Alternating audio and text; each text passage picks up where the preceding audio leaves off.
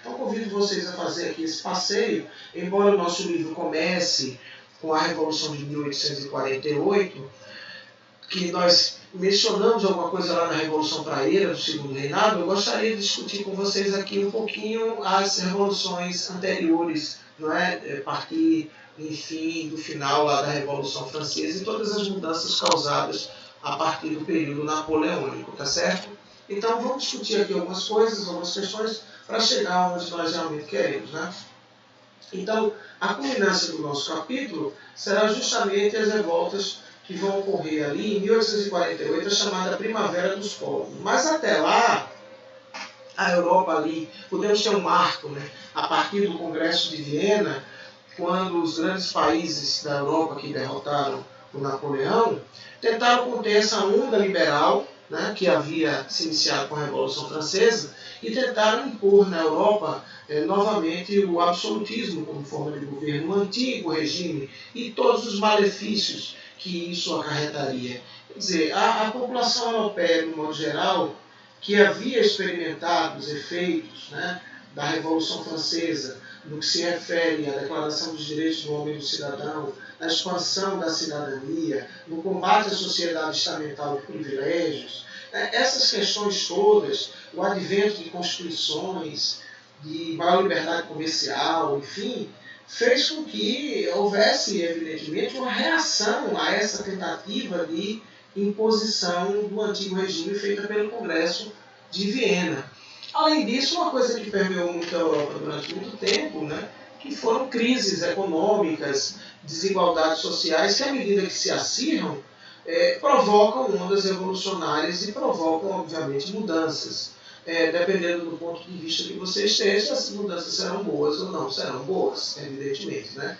Então, destacando, então, que todas essas mudanças partem ali a partir da imposição dos países que derrotaram Napoleão, de restabelecer o absolutismo, né, e promover também aquilo que nós chamamos de equilíbrio europeu, ao repartir as conquistas de Napoleão entre eles. Quer dizer, as populações que haviam caído sob o domínio napoleônico, que achavam que seriam libertadas após a derrota dele, acabaram caindo no domínio de Inglaterra, Áustria, Rússia e Prússia, né, que normalmente nós falamos desses países, né. Bom, essas revoluções que nós vamos estudar ali no século XIX, elas são ideologicamente norteadas pelas ideias liberais, no que se refere à ideia de que todos nós nascemos livres e iguais e que devemos combater o Estado que nos oprime, não é? Que devemos, então, ter direitos que são inalienáveis, que ninguém pode tomar, né? Ter acesso à cidadania, essas coisas todas. E também os princípios nacionalistas, que vão defender o que nós chamamos de princípio da autodeterminação dos povos. Ou seja, que todos os povos têm direito a ter o seu próprio governo, que têm direito à liberdade. E aí, nesse momento, mesmo na literatura, na música, em vários outros campos, surge esse orgulho histórico em pertencer a um determinado povo. Cria-se ali uma ideia, uma identidade que nos une, histórica, cultural, religiosa. Não é? Então, muitos povos precisavam dessa injeção de nacionalismo para poder reagir contra os domínios estrangeiros que se fundamentaram a partir do Congresso de Viena. Ok? Então, nós vamos ter essas revoluções basicamente ali na França, né? Veja, a França de novo.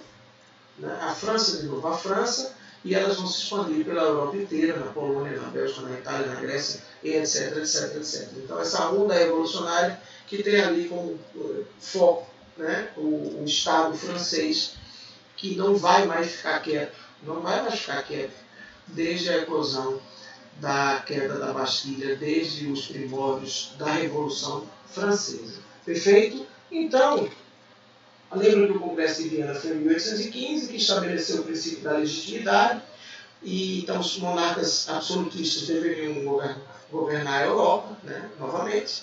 E no caso da França, como Luís XVI havia morrido durante a Revolução, e o seu filho, que seria Luís XVII, também, então o irmão do Luís XVI, o Luís XVIII, ele vai ser escolhido para governar a França. A dinastia Bourbon, então, retoma o poder lá na França. E a gente lembra que esse Luís XVIII, ele governou, foi instituído ali como governante francês, depois o Napoleão foge da ilha de Elba, né, e retoma o governo por 100 dias, ele foge, depois ele volta de novo. Então esse indivíduo, ele obviamente tinha um ódio enorme à Revolução Francesa e ao Napoleão. O seu irmão, o seu sobrinho havia morrido durante a Revolução Francesa, né, os nobres foram perseguidos, então o que vai acontecer após a restauração ali vai ser justamente uma perseguição a todos esses grupos que defenderam a Revolução Francesa, que participaram dela e que também apoiaram o Napoleão Bonaparte. Chama-se isso de terror branco. Talvez a perspectiva aí seja para diferenciar esse período de perseguições e mortes do terror jacobino lá no período da Revolução Francesa, tá bom?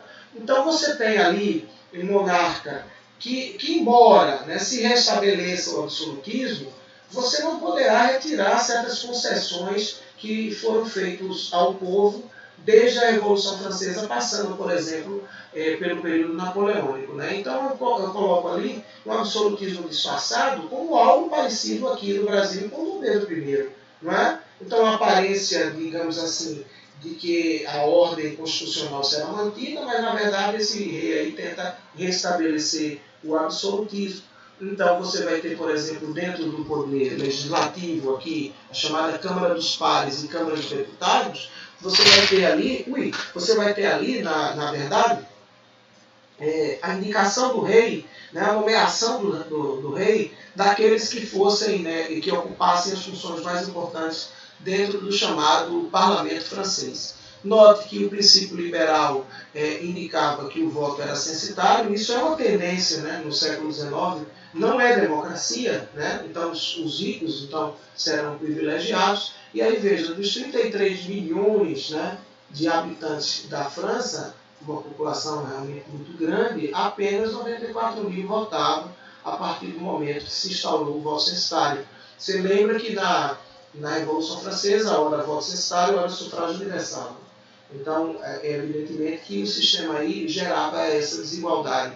E aí a França, depois do período napoleônico, foi um período de auge, as guerras, a derrota francesa, gerou ali, evidentemente, um panorama de muita crise econômica. E você sabe, crise econômica gera instabilidade, gera revoltas, enfim, isso aí todo mundo sabe, não é? Efetivamente. Bom, deixa eu diminuir aqui um pouquinho. Bom, em 1824, o Luís XVIII morre e assume Carlos X, seu irmão. Tá? E aí você tem, efetivamente, um governante extremamente despótico, extremamente tirânico, que não se preocupa em mascarar o absolutismo, é um absolutismo escancarado.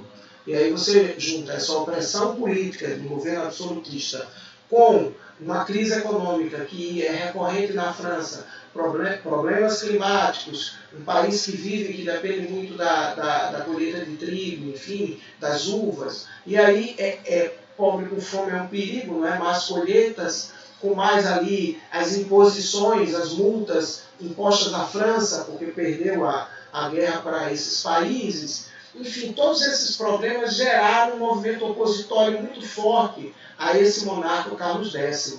E aí, veja, a oposição muito forte, fez com que o Carlos X desse ali fizesse algo parecido com o Dom Pedro, né?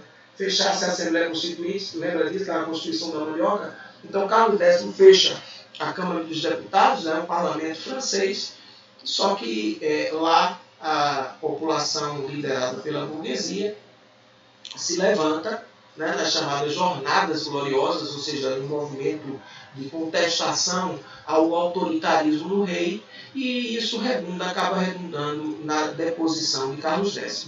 É interessante que isso foi em 1830, e em 1830 Dom Pedro estava aqui passando por uma situação política muito ruim, de oposição. E há quem relacione o que estava acontecendo na França e essa deposição do Carlos X com a abdicação de Dom Pedro em 1831. Não é? Essa onda revolucionária francesa trazendo aqui ventos que vão contribuir para a abdicação de Dom Pedro I. Tá? Bom, então Carlos X é deposto, e aí você encerra na França esse governo da dinastia dos Bourbons. Né? Nós temos então, veja, a vitória burguesa contra o absolutismo na França, contaminando, incentivando outras ondas revolucionárias em vários países da Europa, que começam a lutar contra o domínio estrangeiro. No caso, a Polônia contra a Rússia, a Polônia é dominada pelos russos, a Bélgica contra a Holanda, a Bélgica é um país recente, também ali surge no século XIX, né, e a Grécia contra o Império Turco Otomano. Então, veja, você vai ter ali um levante nacionalista e liberal em várias regiões da Europa. Em alguns lugares vai redundar em sucesso, né? A Bélgica vai se tornar independente, a Grécia também, a Polônia vai ter uma certa autonomia, entretanto, Itália e a Alemanha não vão conseguir formar seus estados nacionais nesse momento aí, nesse período inicial do século XIX. Vai demorar ainda um pouquinho, só no final do século XIX. Bom, a partir do momento que o rei Carlos X foi deposto, os franceses então escolheram um outro nobre, para que assumisse o trono francês, tá? Que assumisse o trono francês. Então você tem o Luís Filipe de Orleans. Luís Filipe de Orleans assume o trono francês, né, no lugar do Carlos X. E é interessante aí que o Luís Filipe de Orleans ele tem uma relação muito próxima da alta burguesia, uma relação muito pessoal, de uma mentalidade extremamente burguesa. Então ele passa a ser chamado de um rei burguês, por conta dessa aproximação à alta burguesia. Você sabe dessas gradações, né? Alta burguesia, média burguesia, baixa burguesia. Não é? Então, geralmente essa alta burguesia é formada ali pelos banqueiros. Né? Só que é o seguinte, você tem um governo comprometido com o capital, com os banqueiros, mas você não tem ali efetivamente um governo comprometido com o restante da burguesia. E eu não estou nem falando do restante da sociedade, tá certo? Mas ali os outros burgueses, profissionais liberais, comerciantes, etc., começam a questionar o Estado francês, na figura do rei Luís Filipe de Orleans, o rei burguês. Pô, rei Luís, por que o senhor também não nos favorece? Por que só favorece a alta burguesia? Isso é importante porque essa parcela significativa da burguesia não vai ser simpática, não vai conseguir se relacionar bem com esse rei. Então você tem ali uma monarquia constitucional, não é?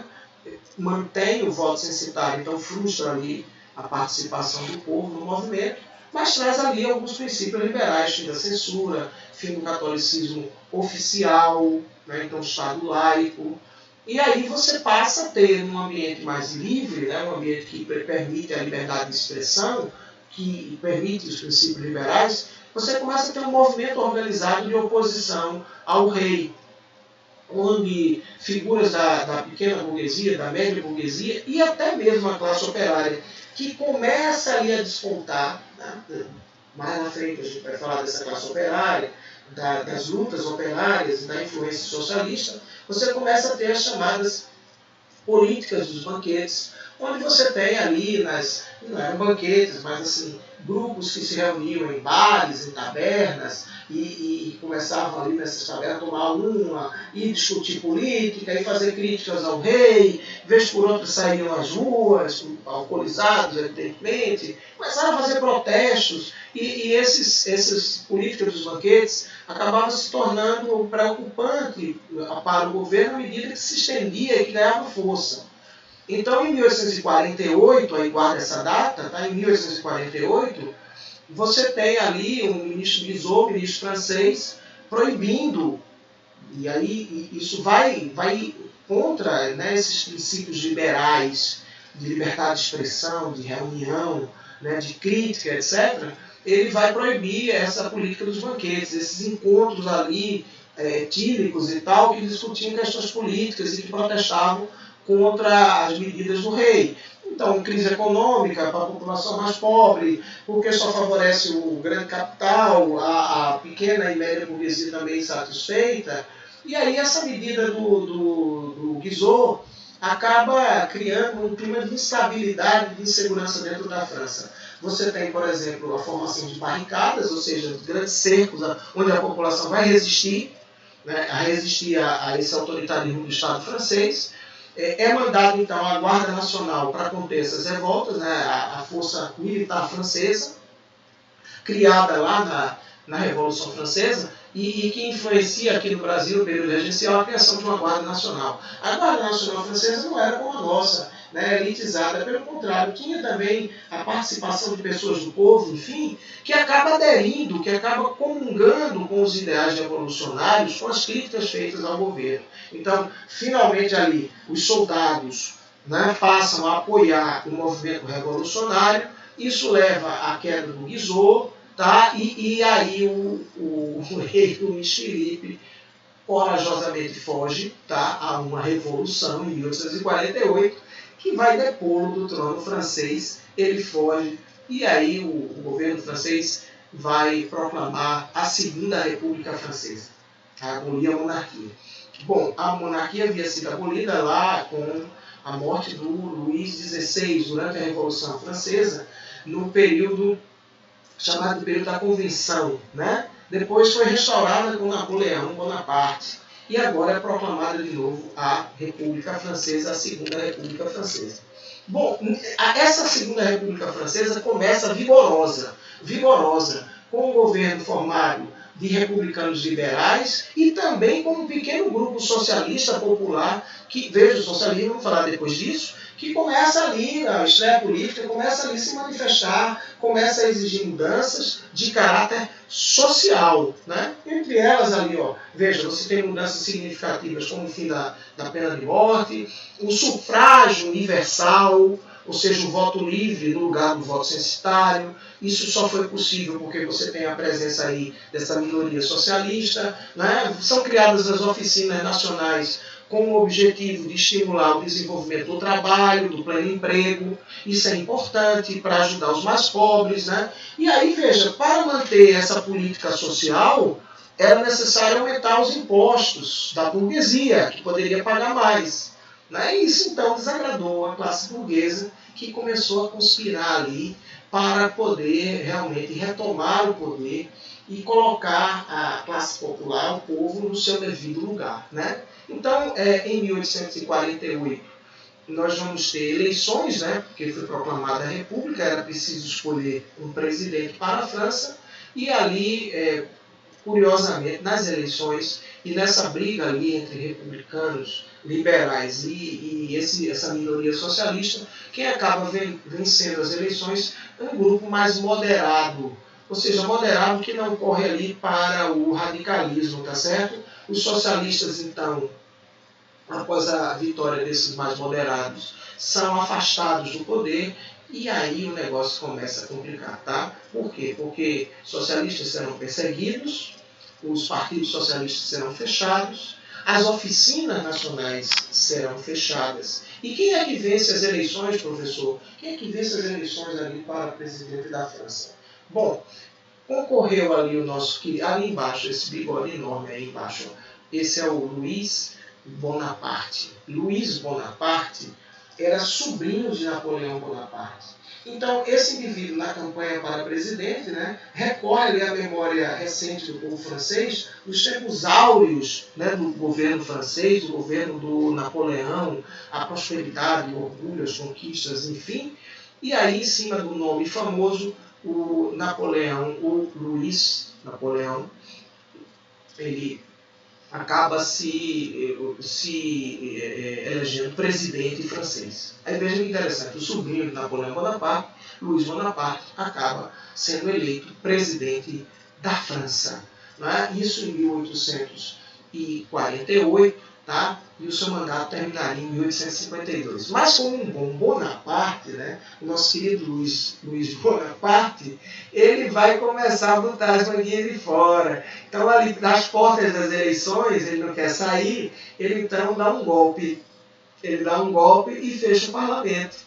Pode isso, Arnaldo? Não, não pode fechar o parlamento, é golpe. Esse golpe é chamado de 18 Brumário de Luiz Bonaparte. E senão você lembra, né? Do 18 Brumário lá que fez o Napoleão chegar ao poder. Então o sobrinho golpista também vai fechar o parlamento. E ao fechar o parlamento, faz um plebiscito, ó, de novo nosso plebiscito. Nesse plebiscito ele consegue ter um mandato de 10 anos, isso em 1851.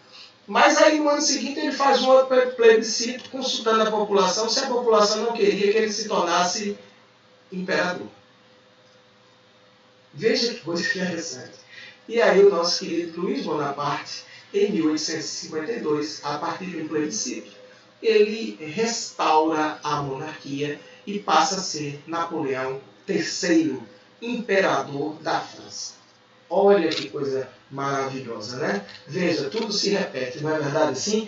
Então, gente, paramos aqui nesse momento, tá? Com o Napoleão III. Na próxima aula nós veremos aí o que Napoleão vai fazer em seu governo, durante o seu governo, e eventualmente falaremos do movimento operário, né? Falaremos do pensamento liberal, iremos falar de ideologias do século XIX. Aguardo vocês, não percam a nossa próxima aula. Um abraço.